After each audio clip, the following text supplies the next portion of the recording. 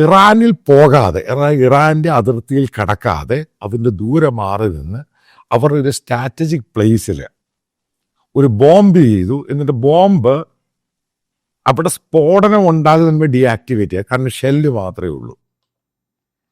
അതിനെന്താ പറയുന്നത് പറഞ്ഞാൽ അതൊരു സിംബോളിക്കാണ് ആദ്യം ചെയ്തത്. ഇത് കാണിച്ചു കൊടുത്താണ് ഞങ്ങളിത് ചെയ്യും.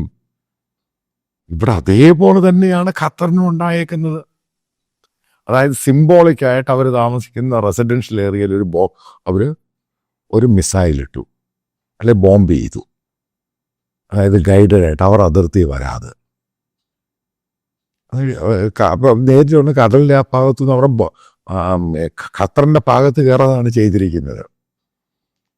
അതിൻ്റെ അകത്ത് കൊടുക്കുന്ന മെസ്സേജ് എന്തുവാ? അതായത് കയറി അടിക്കും. ഒന്നിലെ അവനെ പുറത്താക്കുക, അവനെ പ്രോസിക്യൂട്ട് ചെയ്യുക, അല്ലെ ഞങ്ങൾ അവനെ എടുക്കും. ഇത് തന്നെയാണ് അമേരിക്കൻ ഖത്തറിനോട് പറഞ്ഞേക്കുന്നത്. അമേരിക്കൻ ഗവൺമെൻറ്റും പ്രസിഡന്റ് ട്രംപും ഒക്കെ പറയുന്ന വേറെ രീതിയിലാണ് പുറത്ത്. പക്ഷെ അകത്ത് പറയുന്ന രീതി വ്യത്യാസമാണ്.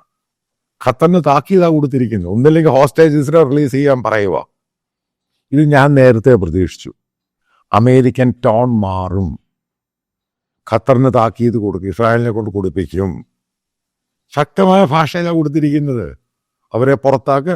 ഖത്തറിനോട് പറഞ്ഞിട്ടുണ്ട് അടുത്ത 3-4 മാസത്തിനുള്ളിൽ ഇസ്രായേലുമായിട്ട് ഡിപ്ലോമാറ്റിക് റിലേഷൻഷിപ്പ് സ്റ്റാർട്ട് ചെയ്യാൻ പറഞ്ഞിട്ടുണ്ട്.